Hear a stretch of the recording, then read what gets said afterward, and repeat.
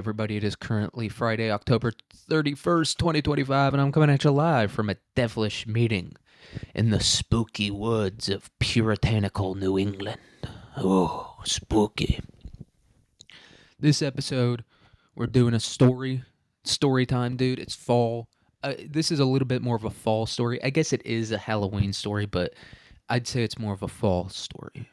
No, it's definitely Halloween, but I don't know. The whole season of fall is just spooky season, you know. And fall doesn't really start in Kansas until usually mid October, but really November. I feel like is fall in Kansas. You know what I mean? You get those 50-degree days, all that stuff. That's when I'd say fall is for us. Up in Minnesota, dude, to the school at the school I went to last year, fall is like September, the end of September, or the beginning of September, or maybe mid September. It's like mid September through like the end of October, and then winter shows up around November and goes through like March or April, dude. That's when winter is in fucking northern, or I guess not northern. I was in like western central Minnesota. So it was like the center of Minnesota, like Minneapolis, but drive west like 2.5 hours. That's where I was at. And we didn't even get, it wasn't even like a holiday wonderland out there because it's basically like North Dakota type shit. I was basically in like Fargo, North Dakota. That's where we were at, or that's where I was at when I went to school in Minnesota last year. And it is just, like I said, it is not a wintry wonderland. There is, beautiful forests of fucking, evergreen trees covered in snow and all that stuff. It is not that. It is a gray, brown, dead plain covered in just a thick, oppressive layer of snow that lasts for the entire winter, dude. Like here in Kansas, we'll get snowed on, and maybe at most that snow will last on the ground for about a month, and then we'll get like a 40-degree day, and it'll all melt and stuff like that. Up there in Minnesota, dude, the snow that falls in like October, it's there till April. It is fucking hellish conditions. When it's above like 20 degrees there, it's like bust out the bikini. It's time to be walking around butt ass naked. You know, they just don't have in the fall there. I don't know. It's kind of a mid fall, because at least in Kansas we have like or where I live in Kansas, we have like trees and shit like that. So you get like the trees on the ground or the leaves on the ground. You can go out into the woods, go on a walk, see the deer, hear the turkey, all that stuff. That's not the case up there in Minnesota. Ain't the case at all. It's just a generally pretty overall shitty state, especially in the area that I was in. And so, but it is fall here. It's officially fall in Kansas. And fall in Kansas means it's 65 degrees outside instead of 85 degrees outside. The rain has been coming. It's been raining down on us, but the rain seems to have stopped, at least for now. And the weather's just decent weather. I've never been a big fan of fall weather. I prefer summer. People shit on summer way too much, and I'm kind of getting sick and tired of it. I don't know. I feel like that's a millennial thing. I feel like the millennials, the hipsters were like, summer's not even cool. I think fall's the coolest season. And it's like, fall is sick, dude. I understand the hype around fall. I would say I like winter better than fall, though, just because you got the holidays, dude, the snow. You're all bundled up. Dude, sleeping in the wintertime is peak sleep, Napping in summer's the best season for napping, but like a nice, deep night of sleep, nothing beats winter for that. Winter is the best season for sleep, dude. You can just knock out. You can wake up at fucking noon, and it'll feel like you woke up at 9 in the morning, and you're just like, fucking dude, it just feels better when you do that. When it's like, oh, it's still dark outside, so I was just sleeping when it was dark. Meanwhile, it's dark till like fucking 2 in the afternoon or whatever. But yeah, winter is the best season. I don't know what fall's the best weather. I bet it's good like couple weather, I guess, but I'm like a virgin incel, so that really fucking, I don't know, that doesn't get to me. So I guess if you're like, dating someone, a chick, then fall is probably good. or if you're a chick dating a dude. I don't think a dude dating a chick is like, fuck yeah, let's go. It's fall. We get to go out apple picking and stuff like that. We get to go. I get to. I get to go to fucking Target and buy her a fucking, new sweater or hat or whatever. I don't think any dude's hyped about that. I think chicks are probably hyped about that. Like a chick in a relationship with a dude who she knows is gonna like buy her whatever. Fall has to be her favorite season. She's getting everything she wants, and then it's the lead in into winter. God, if fall for a chick, I have to assume is the best time of year because you can just be. There's like an excuse to be a slut, because it's like the beginning of the school year. It's the beginning of the school year. I'm gonna go out and party and have fun, and then you have Halloween, and you're allowed to be even more of a slut there, dude. It's probably fucking awesome, you know. And you have all like these desperate college guys trying to be like, yeah, I don't. Yeah, my girlfriend goes to parties, dude, because I'm like a cool boyfriend or whatever. I don't really. If she wants to do that, I'm not like a dictator or whatever. She's allowed to do what she wants. It just must be the greatest time to be a woman. I think fall probably is. You know, you you, you be a slut for like the beginning of school in like mid-August, and then at the end of October, October 31st is your big bang. You dress up like even more of a slut than you usually do. Then you go to a Halloween party, get railed by some big dick dude, and then after that you go capture a dude, keep him for about. I'm thinking you're probably gonna keep that guy November through mid-April, then you dump him, and then you be a slut for the summertime, dude. It just, I like people. People like criticize modern women for being sluts and stuff like that, and it's like, yeah, it's not great, dude, but also, fucking, doesn't that sound kind of like the life? I'm not saying you should do it, but it does kind of sound like the life a little bit, where it's like, kind of fucking rules to do that. It kind of rules to just kind of do whatever you want for like 6 months, and then for the other 6 months you just have like this fucking like creature that you manage to date you, and he just buys you whatever you want. I don't look, once again, not saying you should do it, but it is tempting, and that kind of does lead into our story a little bit today, our story called Young Goodman Brown. um his name is Goodman. Not Jewish though, he's not a John Goodman. Goodman is his first name, which is, if you've ever, like, we watched The Crucible when I was in high school, I think, or we read it and then we watched it. It was one of those type of setups where it was like, hey, fucking, let's get through this book, and then we're gonna get to watch this movie. The fuck. Sorry, my microphone setup was all wrong, so that probably sounded extremely shitty, or even shittier than it normally does. But yeah, The Crucible. We read that book and then we watched that movie, and like there was probably three different people in that movie named like Goody. It was like Goody Proctor and Goody like Goodman, and like there was five different like female characters named Goody in that movie. So I guess that's just what the Puritans did. They were like, you know, it's like when people name their kid like Muhammad or Jesus or whatever. It's like, who's the best? Who's the number one best of all time? Jesus or Jesus, Muhammad. That's the best dude. That's kind of what the Puritans did with the name like Goody and Goodman. It's like, what's like a good name for a kid? Good man. I don't know. I think that's probably how they came up with those names. It was just like, I want my kid to be good. What should I name my kid? Probably Goodman or Goody or something like that. Which, yeah, white people kind of got that out of our system early, where we came up with all those ridiculous names. I feel like there's probably like a black kid out there whose name is like Dugwood. The Good. My name is the Good. My parents named me the Good so I can be the goodest of all time. I, that's probably the case. These people, the 1600, Puritans in New England, they were giving their kids black kid names, just being like, what is the ultimate combination? Or like when black people will name their kid like, this is my son, his name is King, like that, because King is good. They associate the word king with being good in their mind, so they're like, I'm gonna name my kid King because kings are fucking good and kings rule hard as fuck. That's kind of what the Puritans were doing, I guess, in this time, where they were like, dude, being good is good as shit, so I'm gonna name my kid Good. So that therefore he is good. I think that's kind of the setup that was going on. They were giving their kid they were giving their kids black kid names. But this story, it's a spooky story, you know, um pretty good story.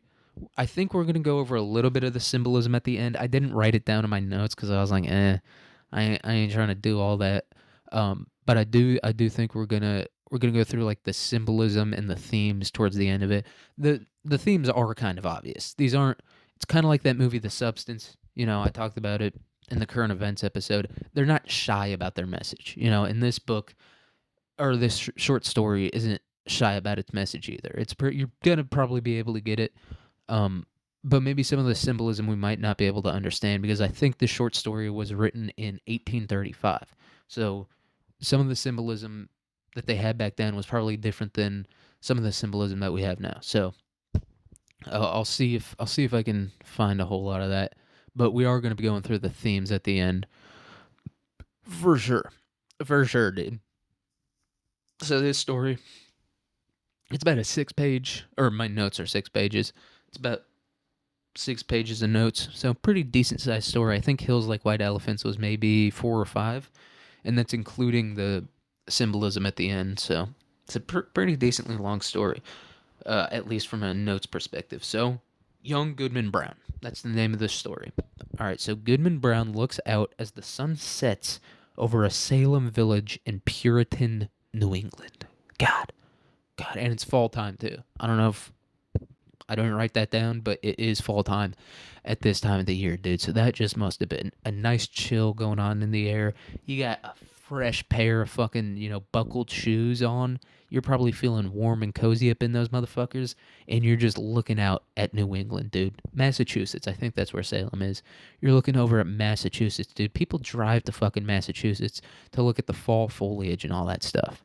God, whoa, what a great time. But it is Salem, dude. It is Salem, Massachusetts. So how good can it be? What's gonna go on here? What's hidden in those woods? Which I I guess that is spoiler alert. There's gonna be a devilish meeting in the woods at some point in this story. But like having a devilish meeting in the woods, I wouldn't do that during fall. I would do that during like spring or summer because like I get like the setting, like the everything's dying and all that stuff. That makes sense for like the devil showing up now. But in terms of like actual logistics, it's like, dude, all the fucking leaves are falling off the trees. All like the shrubs on the lower levels are dying and all that stuff. They're just gonna be able to see us. This isn't.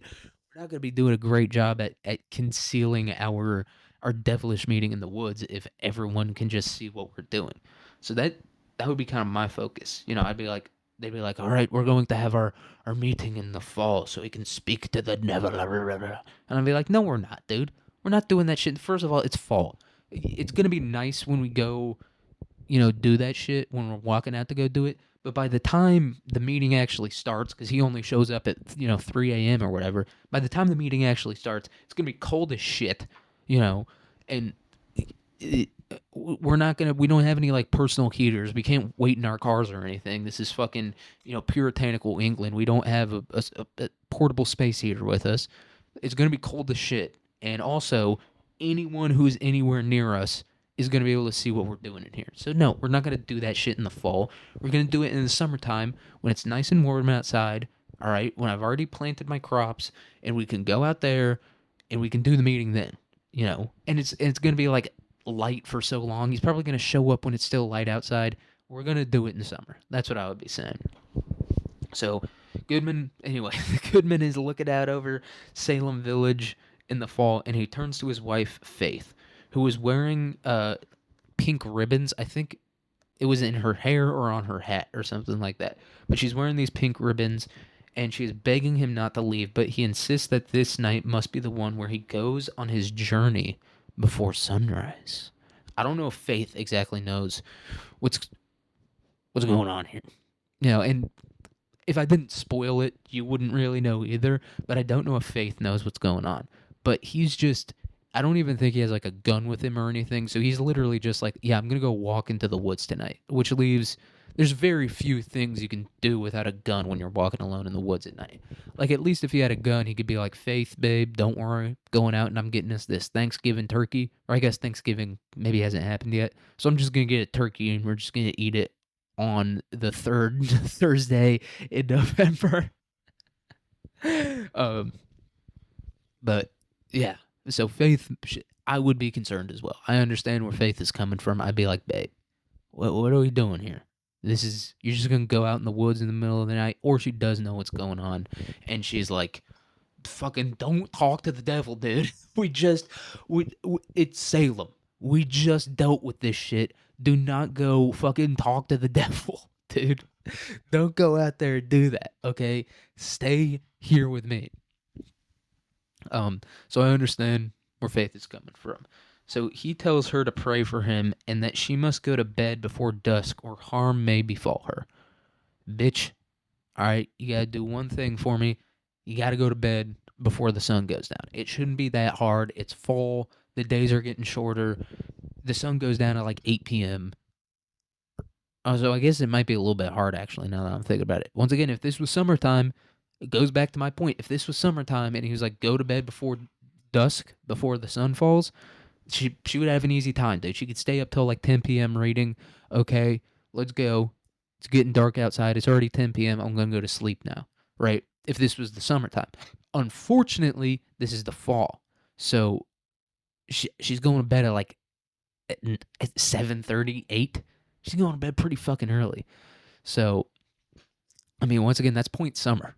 Point to summer for when you're meeting the devil. That's, if I had to choose what time of year I would want to do it, I would choose summer. I'm not saying 100% that's the correct one, but I do think that's when I would do it. I think it just makes the most sense from a planning perspective. And I get it. This is puritanical England. They don't really have too much going on in the fall because, yeah, at this point, crops are harvested. You're just battening down the hatches for wintertime. You know, maybe you're going out and killing a deer every now and then, but for the most part, you're just staying inside your house, you know, with a nice warm fire going.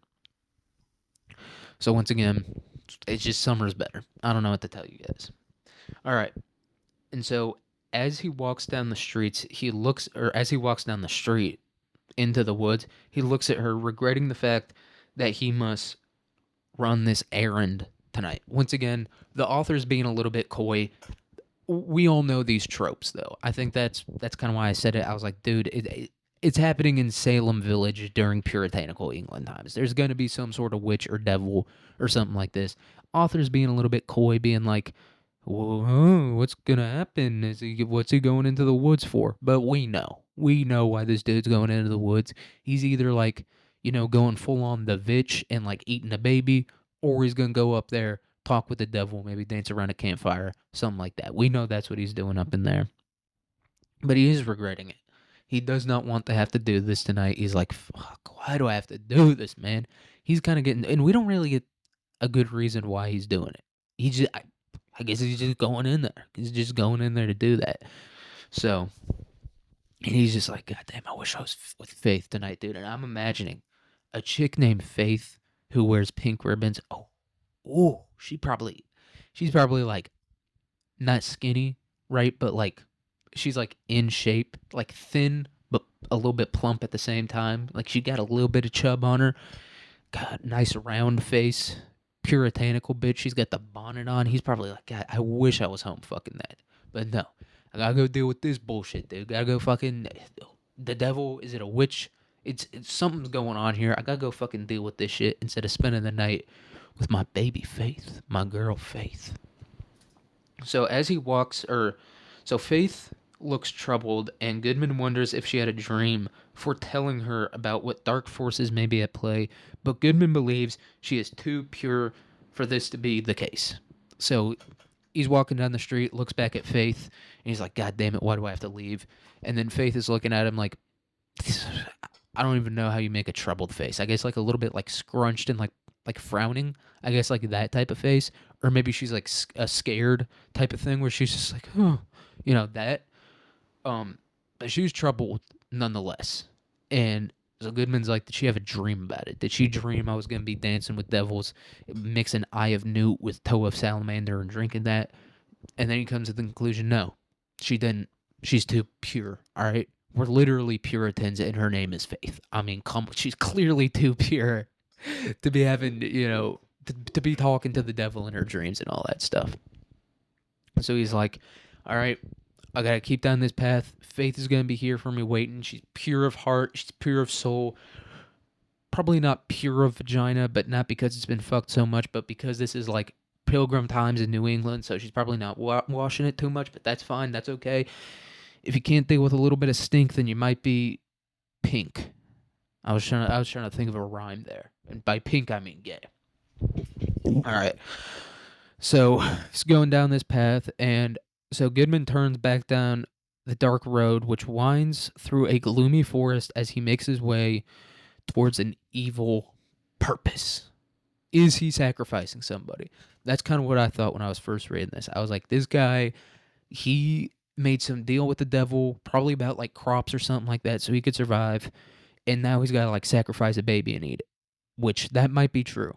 That might be the case, might not be the case. Who knows exactly what's going on here, but he's going towards an evil purpose in the middle of the woods. So, I mean, just evil purpose alone, yeah, you're not going to go do something great. But evil purpose in like the woods, yeah, you're definitely, you yourself are doing something, and you're doing something real bad. And it's a gloomy forest too, and that's what makes me think of fall when I was reading this, because it's gloomy. It's not cold, or I guess it is cold, but gloomy takes precedence over the cold in this situation, and that to me is a little bit more of a fall feel. Like I don't know if I've ever seen fog in like the winter time. Maybe in the season, like the official season of winter, like what is it, December 21st to March 21st, whatever it is.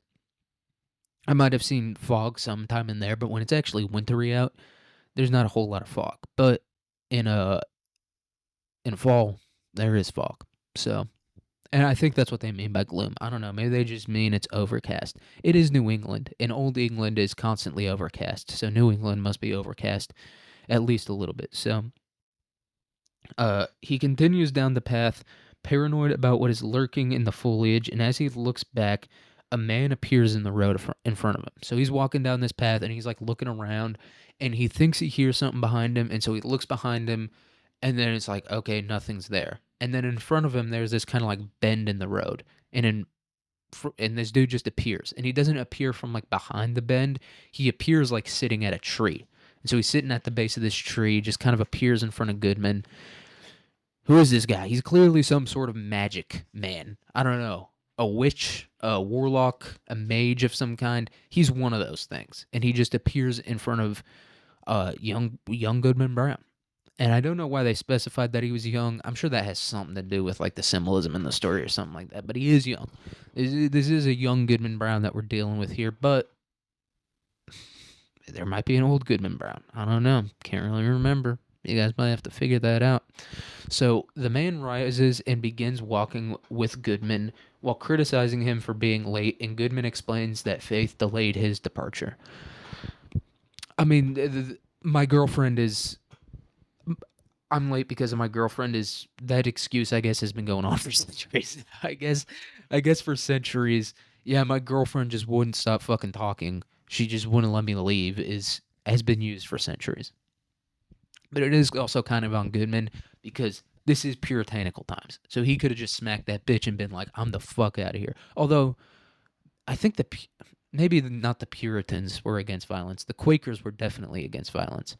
I don't know if the Puritans were or not. But I think you could still smack a bitch and no one would mind too terribly much if you smacked the bitch during a Puritan New England.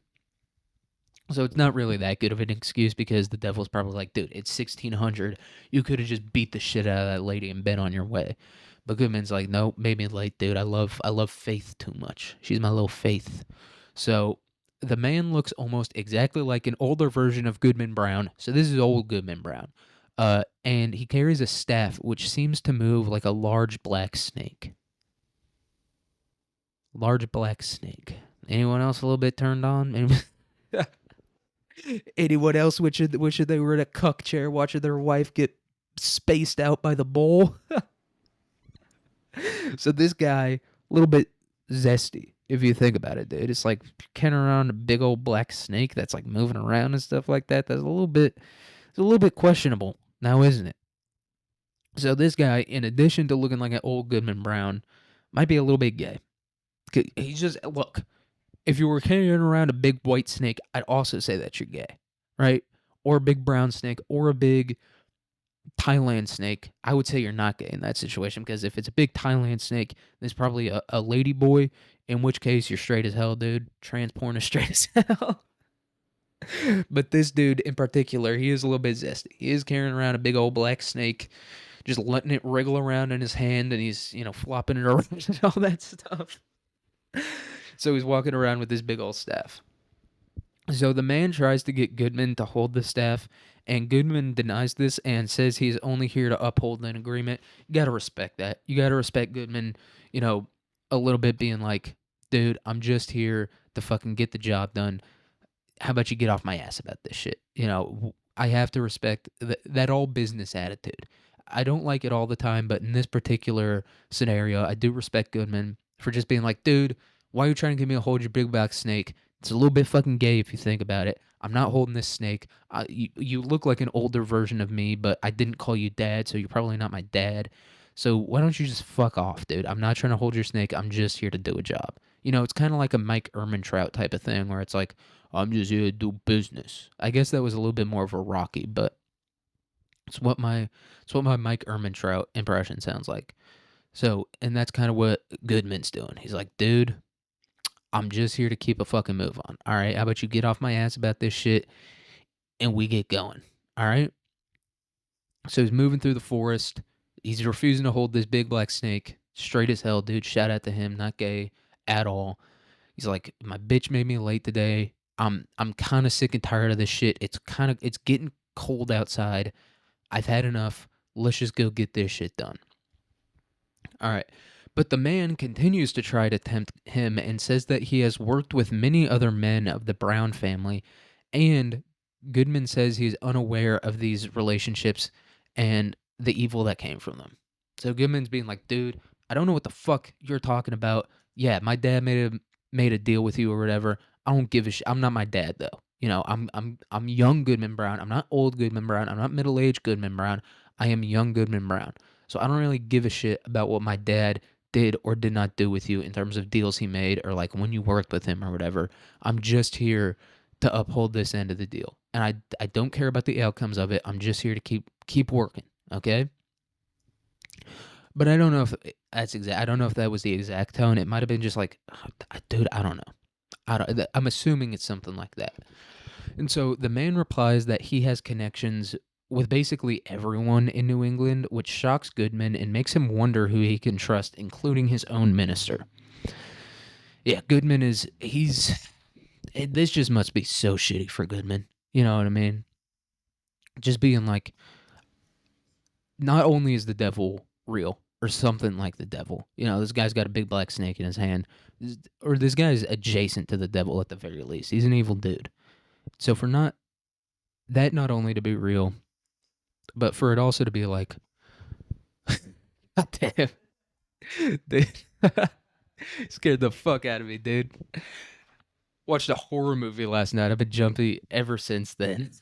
I've been jumpy ever since I watched this movie, dude. Right now I'm reading a story about a guy with a big black snake.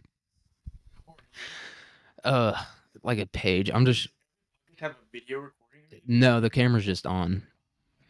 All right. Sorry, I had a little bit of a spook there. A large man with a red beard started peeking through the fucking door.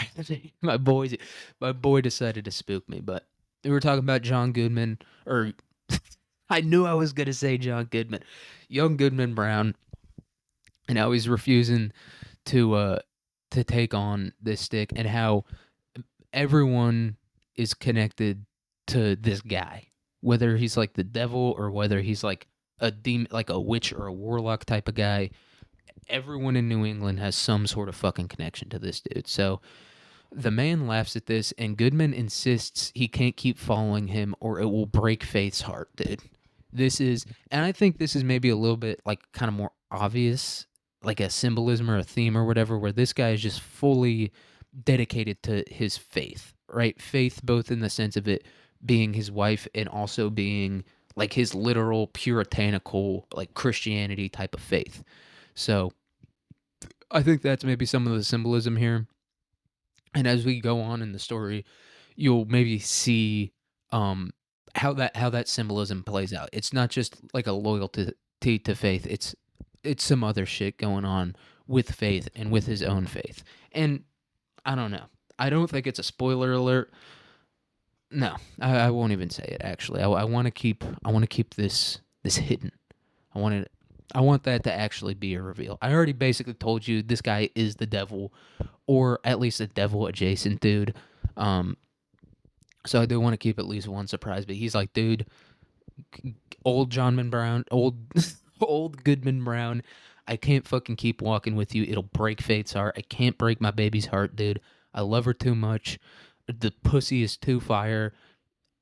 Head hasn't really made its way over to the puritanical times yet, but sometimes she does like put her mouth on it. She doesn't suck on it because that hasn't been invented yet, but she does sometimes put her mouth on my little unwashed puritanical penis.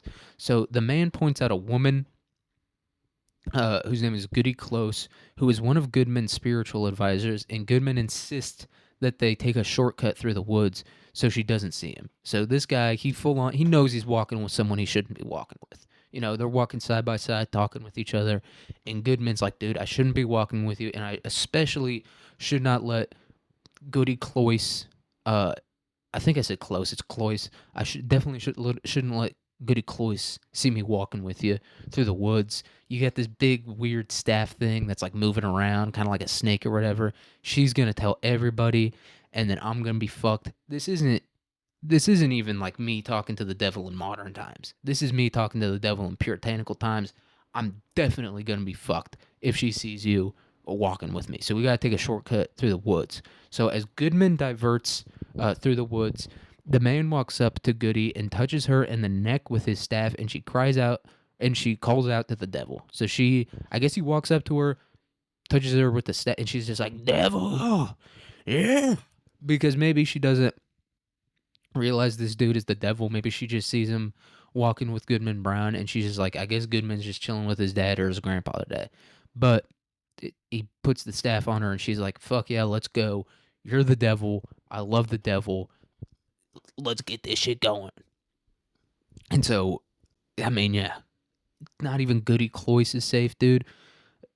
At this point, I would have been like, I'm just gonna name my child Best. You know, we're not dealing with good or better. We're gonna be dealing with Best in this situation. I ain't naming my child Goody or Goodman. I am naming my child Best because already we got Goodman's walking with the devil, and then Goody Cloyce is calling out to the devil. You just gotta name your kid Best at this point. There's really no other option. So the two converse, Goody and the devil, uh, and Goody remarks the devil looks like Goodman's grandfather before explaining she lost her broomstick, which is why she is walking. This bitch is a fucking witch, dude. It's a bitch witch. And goddamn, dude, I can only imagine what's going through Goodman's head. Like, he's thinking, I'm probably one of the only dudes that's dealing with this guy because I just need to, I have to. And I don't know. The devil said he had connections to Brown's family. Maybe he is like maybe Goodman Brown is like some uh maybe Goodman Brown is like some devil offspring or something like that because she's saying, "Devil, you look like his father or his grandfather." So maybe he's like the grandson of the devil or something like that, and which is why he's he's kind of just like this random guy that the devil meets up with. You know, the devil already said he's close with the Brown family, which I guess is probably explains why they met up, but he's close with like the minister and stuff too. And it doesn't say that Goodman Brown's like a part of like the high level of the church, right? He's not like a minister or a bishop or a however I don't know how the puritanicals do it, but in Catholic church it's like archbishop, bishop, cardinal, all that's it. Goodman, he isn't any of that stuff. So the devil does seem to have some connection to the Brown family and the just like the ministry as a whole, but he doesn't seem to have like a like good. There's kind of no reason for Goodman to be here. Kind of just seems like a random, just randomly picked him out, or maybe his dad owed a debt to the devil, and that's why he's with them. But I don't know. I'm thinking he might be some devil offspring. If, but I mean, I guess the devil can like obviously shapeshift. So the devil might be like this guy. He's kind of already weary of me a little bit, so I'm gonna shapeshift to look like his grandpa. So he's more chill with coming out to doing this devil stuff with me. And Goody Cloyce is a fucking witch too. So Goody asks the devil to escort her, but he gives her the staff and she vanishes into the night. It doesn't say she flew away, it says she vanishes into the night. And also I didn't read the story once again. This is once again a Spark Notes translation. So she either flies off or she could just straight up disappear into the night because this is a staff directly from the devil. So she might just be able to teleport or like travel through shadows like some Voldemort type of stuff, or she hops on that bitch and rides away. But it's not a broomstick or it's not a broom, so she might have just disappeared into the shadows or something like that. Either way, Goody Cloyce, nobody's safe. It seems like the devil already established. I'm boys with the minister. Goody Cloyce is now riding around on a snake, a staff that kind of looks like a big black snake. Whole situation's fucked. Goodman's probably panicking right now, being like, dude, I thought I was going to do this shit with the devil and then just go back to being a Christian and just like try to pray my way out of it. Now he was like, dude, even my church is on like some devil shit, dude. My minister and my spiritual advisor are both on some devil shit. So even if I do go back and pray to God at that church, it's probably going to end up in a shitty situation for me because I'm praying in a goddamn devil church, dude. I'm chilling with the devil. I'm praying in a devil church. Nothing's going right for me. God, God, our boy Goodman's in a shitty situation right now. So Goodman is obviously appalled at this, but he continues to walk with the devil, who grabs a maple branch to make a new staff. And as he grabs the maple branch, the leaves on the branch start to wither, and like the actual branch itself withers, which kind of explains why the staff he's using is black, right? Because the devil cannot create life; he can only take it away from things, right? So when he grabs this tree, it like withers and blackens and all that stuff. So he took away the life out of it. Which, yeah, it's kind of like the devil's whole thing, is that he wanted to be God, but he can't be God. He can't create life. He can only take it away. Which, yeah, uh, tough, tough for Goodman in this situation, because maybe at this point he could be doubting it a little bit. Like, yeah, this guy's probably like a demon possessed type of dude, and maybe Goody Cloyce did call him the devil, but maybe it's just like the devil moving through this guy. But like, he's not actually the devil. But then when he sees him grab the branch and it just instantly withers into like this black thing, he's probably like, God damn, this guy is the fucking devil. It is not a good night. He should be at home, cuddled up by the fire with Faith, just spooning her through her fucking, 18 layers of clothes. Just trying to unsnap it as quick as he can so he can get up in there. And instead, he's fucking walking with the devil. Goody Cloyce is a witch, dude. But he's just got to keep on trucking. That's the thing at the end of the day. He's just got to keep on trucking. So eventually, Goodman tells the devil he loves Faith too much to keep going. Second time he's done this, dude. It kind of seems like you don't love Faith enough. But he says it, so the devil leaves his staff and he disappears, believing that Goodman will change his mind. So the devil's like, oh, you don't want to go with me? Well, you kind of already said that once and you kept going fucking with me anyway, so now I'm just going to disappear. Uh, do what you want, but I know you're going to fucking come up with me because that's just the way you roll. You can't, you're going to change your mind. I know you will. Everyone does. I'm the fucking devil, dude. I can give you whatever you want. And Goodman keeps saying he's loyal to Faith. He's like, Faith is my bitch. I love Faith. She's my number one hoe. I have multiple hoes. There are no area codes yet, but if there were, I would have had hoes in separate area codes. But Faith is my number one. and I love her so much. I can't keep going with you." And the devil's like, "Oh yeah, I bet you will, Goodman. I can almost guarantee you that you're gonna keep going with me." So he just leaves him with the staff and disappears into the night. So, but Goodman, kind of staying true to his word, he is walking back to to to Faith. He's walking back to Faith, and he hears horses, and he hides. From his hiding place, he sees his minister and deacon, and this is the guy's name. The deacon's name is Gookin, which, as I was writing it down, I was like, "Oh, Gook," like the how the Vietnamese or the U.S. soldiers referred to the Vietnamese. When you say it out loud, it actually just sounds like a normal name. His name is Gookin, uh, but the minister and deacon Gookin are riding horses and discussing the importance of the night's meeting. Okay. At this point, Goodman could have been like, okay, it's just Goody Cloyce and the minister. The deacons are chill though. And then, god damn it, Deacon Gookin is fucking riding this horse, talking about the importance of tonight's meeting. I know what's going on at this meeting. I was literally just walking with the fucking devil. I know the devil's gonna be there. His, it's just getting. I mean, his religion is just getting destroyed piece by piece. It's just breaking him down into nothing, which I don't know. Maybe that's the symbolism of it. It's like he tries to go back to faith, and even as he's trying to move back to faith, it's still getting broken down more and more. So Goodman, he is stunned. He is fully stunned, and his triumph, like the feeling of triumph he had when he was like, "I resisted the devil. I resisted evil. I did it. I'm going back. I'm choosing faith." So his triumph is gone though. After he sees his minister and Deacon Gookin, uh, and he is sure his devotion to faith will help him resist the devil. So he's like, fuck, everyone in this thing is fucked, but at least I still got faith. I still have faith. Faith is still there. She's still waiting for me at home with her pink ribbons on. Look, I just have to get back to faith, and then we can move to like one of the other 4 towns that exists during this time in colonial America. So he's like, I gotta make it back to faith. There's a lot of devil shit going on here. So he begins to pray before he hears a cacophony of voices and sees a dark cloud sweep over the sky, and the voices are from his village, and one of the voices, a female, is grieving and begging for help.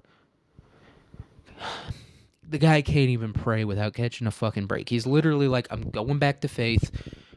Before I do that, I'm gonna have to still go through a little bit more woods, so I'm gonna fucking just pray real quick, just to get a little bit of assistance from God in this situation, and then I can keep moving. And as he goes to pray, dude, he's probably on his knees, just fully like kowtowing, like praying to God, like, God, please, please, please. And as he does that, immediately a dark cloud moves over, and he just hears like a bunch of voices, and one voice is like a woman. It's like, help, help me. And his will must be broken at this point. So Goodman fears the female voice's faith, and he hears the screaming give way to a blend of fading voices as a pink ribbon falls from the sky, dude. Fuck. They got... Faith is somehow in this situation, dude. I don't know if they got Faith. I don't know if they grabbed her or if she willingly joined up with this shit. But a pink ribbon, Faith is the only one I've seen wearing a pink ribbon today. I don't know, someone else might have been wearing it, but I'm pretty sure this is from fucking Faith. Right? And it just falls from the sky out of, this cacophony of voices and all that stuff. And he's already thinking at this point, yo, like all like the religious leadership in my village is fucking with the devil. So that probably means that most of the other people in my village are fucking with the devil. And so he's probably assuming that all those voices are like people who are messing with the devil. And so he hears Faith's voice, or he thinks it's Faith's voice, and he sees a pink ribbon, and Faith was wearing pink ribbons, and it falls from the sky. And so he's like, Faith is in this shit, dude. Fuck. He's just a completely broken man. So So now convinced that even Faith has succumbed to evil, Goodman grabs the devil's staff and flies through the forests, laughing at the voices, not realizing he has become the horror of the forest. He's going to the goddamn meeting, dude. He's going to meet up with the minister and Deacon Gookin and all these other fucking evil motherfucker, Goody Cloyce, all those people. All those people that he thought he could trust, even Faith, dude. But he has taken ironically, a leap of faith here by being like, yo, that was Faith's voice. It could have been, when like someone's screaming, you might be able to make out that it's their voice, but it's a little bit more hard to tell. So he's kind of taking a leap of faith here. And the devil has already shown that he can maybe shapeshift. The devil is either Goodman's grandfather or he shapeshifted to look like Goodman's grandfather. I would assume he shapeshifted. So if the devil can shapeshift, he can probably change his voice too, dude. But Goodman's not thinking straight at all. He is not in his right mind. He's already dealt with this devil shit. He was pretty calm about it for the most part. He was pretty calm about the fact that the devil had like this weird staff thing going on. So you'd think he might be a little bit more calm in this situation, but he is fully freaking out. So we can't blame him too much for making the rash decision of being like, "Yo, that's Faith. Fuck, I have everything's gone. I might as well go join the devil." Because the only thing that was keeping him going, it wasn't, that he could go back to church or whatever. It was literally just, I can make it back to Faith. That's all he had going for him. And once again, I do think Faith is kind of a double entendre where it's like, it's literally his wife, but it's also his, religious devotion and all that stuff. But now Faith is gone too. Even the Faith has been corrupted. I have no choice. I'm going to hop on this stick. I'm going to go and fly. I'm going to go meet up with the devil. So Goodman continues to fly until he comes upon a clearing surrounded by burning trees, wherein a familiar hymn transforms into a haunting cry that blends with the sounds of the wilderness. And this is a big thing that we're going to talk about when we go over like the themes and all that stuff. But like the Puritans were like terrified of the fucking woods, which makes sense, right? It makes sense that they were terrified of the woods because it's like, dude, that's where like the Indians are hanging out. They're chilling in the woods, and they probably viewed the Indians as being demonic because they had like a different religion to them, and they worshipped the land and all that stuff, as opposed to, maybe not. I don't know the exact religions of the northeastern Indians. I know my tribe, they kind of had like a central god figure, but I do know that the Puritans kind of viewed the Indians as like devilish in nature. Like the way they live their lives. Obviously, they viewed them as savages, and obviously, not all of the tribes up there, but enough of them up there were like, they were some mean guys. They were not always the nicest. I don't think they should have been the nicest. You know what I mean? When someone's trying to come up on your land, trying to settle it and take it away from you, you're going to be pretty upset about that. But they were not the nicest, really, to civilians either. They weren't exactly the nicest. And so that's kind of a theme you get with a lot of like these puritanical stories and stuff, right? Or these stories set in like Puritan New England, where they view the woods as being devilish. So, yeah. And so the cries are blending with the sounds of the wilderness. I don't know. That was just a weird aside that I took. So Goodman cries out as well, but the sound blends in with the rest. And as the cries die out, he steps into the clearing to see an altar-like rock surrounded by 4 trees that are burning like candles. And also the rock is on fire. And by burning like candles, they're burning at the top, but the base is fine. So it's kind of like an unnatural thing, right? Because in a forest fire, it's the whole tree should be burning essentially, but only the part at the top of the tree is burning. And so there's something very, supernatural about this. It's like, why isn't the fire spreading down? It's just the tops of the trees. The devil's probably controlling the fire, and also a rock is on fire. So that's even more of an indication that this is something that's like completely unnatural. So Goodman observes the congregation, which has honorable members of his society, but also sinners, but he doesn't see Faith, which gives him hope. At this, he's still got a little bit of hope, dude. He was flying through the forest cackling like the Vitch, but he's still holding on to a little bit of hope. You got to give the guy a bit of credit there. He fully believed Faith was involved in this shit, but then he sees Faith isn't there, and he's like, let's go. At least Faith might be pure. I do think he might be full in on fucking with his congregation and stuff. He's screaming out with them, but he might still be holding out hope that like faith is gonna stay pure and faith is gonna be just like chilling and it's gonna be good. All right. So the congregation is singing dark hymns about how everyone can sin and the trees and rock burn brighter before a ring of fire bursts out and a figure appears above everything. It's a figure. It's like this. It's like a silhouette. It's not like an actual dude's just chilling up there. It's like the silhouette of a figure. I imagine it's behind like smoke or just something super dramatic like that. And if I was Goodman, I'd just be sprinting out of there. I would have just dead sprinted away. Like it's the movie The Substance. God, I don't want to spoil the movie if you haven't seen it yet, but there's a scene where people should have been sprinting and they were not sprinting. And that's also like most horror movies. Like most horror movies are like just sprint. Like that's that's what you should be doing in like these situations. You shouldn't be like thinking and like trying to rationalize it. You should just be sprinting. Doesn't really matter in which direction. Maybe don't run towards the thing. Don't run towards the big silhouette that's burst out of the fire and is like above everybody right now. But just sprint really anywhere, and then you can kind of figure out what's going on later. It's it's escape. You got to escape from the thing before you can like figure out how to deal with it, right? I don't know. Maybe not like militarily that's the best thing to do, but like in a survival situation, it's just like get away from it and then figure out everything. It's an immediate danger. There is something here that is immediately clearly dangerous. You should be sprinting away at full speed.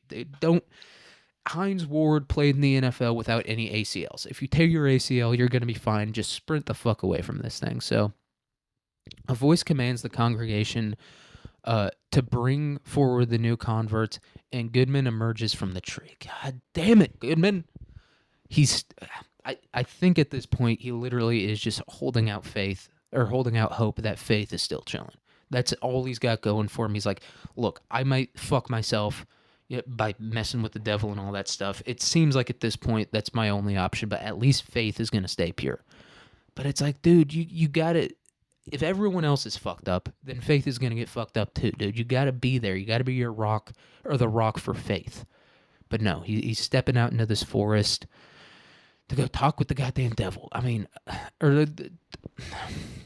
I'm just kind of getting sick and tired of his bullshit. I'll be fully honest with you. And that's the blackest thing about me is when I watch a horror movie or I read like a horror story like this, I'm fully like, get your fucking ass out. What are you doing? Run. Like I won't lie, dude. I fully go black woman. I'm like, get out of there. The fuck are you doing? Bitch, leave. Like I fully do that whenever I watch in most movies in general. I'm like, why? And I get it. I get that like part of the story is that like for it to be an interesting story, people have to make decisions that they normally wouldn't make. I don't know, but it's still kind of like it doesn't make me empathize with the character as much when it's like one like big insane decision, right? I'd rather have it be like a ton of like small decisions here and there as opposed to like one super biggie or super big shitty decision. So he steps out into this clearing and he believes he sees the figure of his father beckoning him while his mother begs him to turn away. So the devil, remember when he was talking to him earlier and he was like, I have connections to the Brown family and stuff like that. Maybe it's like he has connections with like the male side of his lineage, but maybe his mom was like a good lady who was like loyal to God and all that stuff. That's what I'm thinking at this point, where I don't know, maybe like the theme or like the message behind that is like in a patriarchal society, where men control everything. If the men decide to become evil, then like by extension, the women can be evil. I don't know. It was probably something like that. I don't fucking know exactly. So the minister and Deacon Gookin grab him while Goody Cloyce and Martha Carrier bring a veiled woman to the center of the clearing. Fuck, dude. God. Goodman, he should have made a beeline straight towards Faith. And Faith, bitch, you should have listened to Goodman and because the veiled figure is Faith. I'm just gonna come out and say it. When I was reading the story, I just kind of assumed that Faith was gonna show up at this devil shit at one point, because I don't know, just Goodman emphasizing it throughout the story. I was like, obviously Faith is gonna fucking be messing with the devil or something like that. But god damn it, dude, it's fucking Faith. She should have gone to bed earlier, but Goodman should have also never been in this situation in the first place. It's old times. He could have literally just been there for his bitch, dude. It's kind of pissing me off a little bit. But all right. So all right. Oh, so and also as the figure welcomes Goodman and the veiled woman and tells them they have found their destinies as the identities of the congregation become clear. At this point, Goodman has heard them singing. Remember, like all those voices that came over in the cloud? He was like, those are people from my village. He's just getting a little bit of confirmation at this point that everyone that's part of this congregation is from his village. These aren't like the Indian savages that they thought were worshiping the devil. It was them, dude. Whole time it was your own man doing that shit. It wasn't the people that you thought it would be. It was the people of your own village that were fucking with the devil. The Indians, I don't know, they just really love spirits and stuff like that. And I'm not talking about alcohol, although they do. Although they are big fans of alcohol. They're just, they just like nature and spirits and stuff like that. They're not fucking with the devil. It was your own boys fucking with the devil. God damn it, dude. All right. So the devil says they will soon learn the dark secrets of those they believe to be pure, and that they are part of the devil's assembly and are unable to resist evil. Which, I mean, yeah, a lot of people are unable to resist evil. But it seems like, Goodman and Faith, they both kind of got grabbed. Remember, Goodman got grabbed by the deacon and the minister. Now, granted, he did go to the meeting in the first place, but he still could have been like, nah, don't fucking, it should have, if he truly could not resist evil, then the deacon and the minister shouldn't have grabbed him. And same with Faith, the veiled woman. It's definitely not Faith. No, it's the veiled woman. Same with Faith. Like it's kind of seems like she was chilling at the house. She didn't follow, the Gremlins rules, Mogwai or whatever, and go to sleep before dusk came. But it does kind of seem like Goody Cloyce and Martha Carrier were like, just snatch that bitch real quick. So it does kind of seem like some people can resist evil. A little bit to me. So the devil tells the new arrivals to face each other, and Goodman turns to see Faith as the congregation welcomes the new arrivals. So the two hesitate to accept evil, and Goodman tells Faith to resist by gazing up at the heavenly sky. So it's kind of, remember, they're in front of like a rock like altar, and they're like standing next to each other beneath the devil. It's almost kind of like they're getting married in front of the devil instead of in front of God. And also she was wearing a veil and all that stuff. So that kind of seems like what this is. It's like these two are going to get together and they're just going to be super evil all the time or something like that. So at the same time, Goodman awakes alone in the forest, not sure if Faith listened to him, before staggering over to a rock to collect himself. Was it all a dream? In the morning, he returns to Salem and rejects the blessing of the minister. He questions what God Gookin prays to, and he pulls a child away from Goody Cloyce. So he's assuming that this is real, and he assumed that by him, being like, I'm going to look up at God in the heavens, and I'm going to reject this evil, and I'm going to keep moving forward. He kind of assumes that by him doing that, the devil was like, and he freaked out, knocked him out. But Faith wasn't there beside him, dude. Faith didn't, look up at the sky. What? And also, it's like, what did Martha Carrier and Goody Cloyce tell Faith? Did they tell Faith, yo, you're gonna like get whatever you want? Did they make him like these, devilish promises and stuff? I don't know. So even when he returns home, he rejects Faith. The congregation, Faith. Okay, and even if like this meeting in the woods was a dream, it changes Goodman's outlook forever, making him an outsider who dies alone with no holy verse on his tomb. and this is I'll just get to the because we've already been going for an hour. I'll just try to go over this real quick. So, no, they don't have any of the ideas in there, or the idea that I was thinking of specific. The idea that I was thinking of specifically was like sometimes religion ain't what you think it is. Sometimes religion can be a very good thing, but sometimes it's like a guise for evil. That's kind of the message I got out of this story. Also, you can't trust people. Two messages out of this story. All right, that's all I'm gonna do for today. I hope you guys have a good day, a good week, a good year, a good life, and I'll see you guys in the next episode. Peace.